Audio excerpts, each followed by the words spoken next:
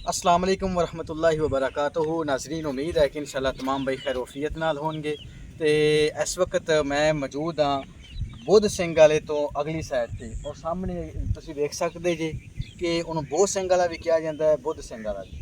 उनके कोल जनाब है सारा पानी, और लोगों दी फसलां तबाह हो गई ने, हल्दियाँ तबाह हो गई ने, जमीन जी जनाब खस्ता हाल हो गई है।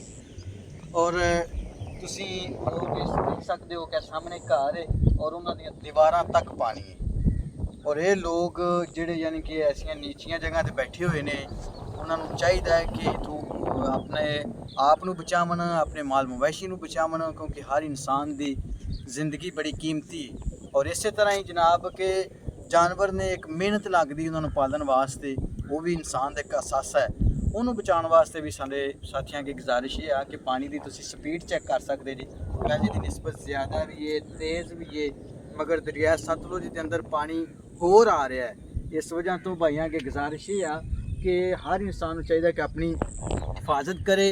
वक्त तो पहले हिफाजत करेगा तो शायद बच जाए, लेकिन अगर पानी आ गया तो गुजरन वास्ते रस्ते ना होए तो फिर बहुत ज़्यादा परेशानी है। कई लोग जिद करके बैठे रहते हैं, इसके बावजूद जिस वक्त उन्होंने कुछ ज़्यादा परेशानी आती तो फिर निकलन वास्ते उन्होंने राह भी नहीं लभदा। तो वक्त तो पहले अपनी हिफाजत करो, आपदे आप बचावांगे तो इंशाल्लाह अल्लाह ज़रूर मदद करेगा। बाकी सारे साथियों ने इस चीज़ की दुआ भी करनी है कि अल्लाह ताला सानू इस आफत तो या इस अजाब तो या इस सैलाब तो अल्लाह ताला सानू महफूज रखे।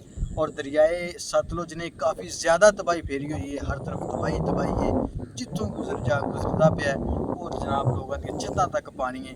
ना रंगे वाला गाँव है, उनकी सूरत हाल तुसीं वेखिए कि पानी बहुत ज़्यादा है, लोगों के छत्तां के बराबर तक तकरीबन पानी है।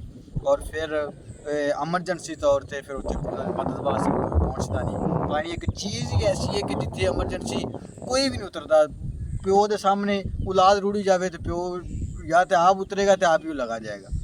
चीज़ ही ऐसी है कि हर बंदा इस चीज़ तो डर के फिर अगे जाता ही नहीं, जोड़ा जाता है वो भी खत्म हो जाता है। इस वजह तो आपकी हिफाजत करनी है, अल्लाह को दुआ करनी है, अल्लाह ताला हम सब का हम नासर हो। अस्सलाम।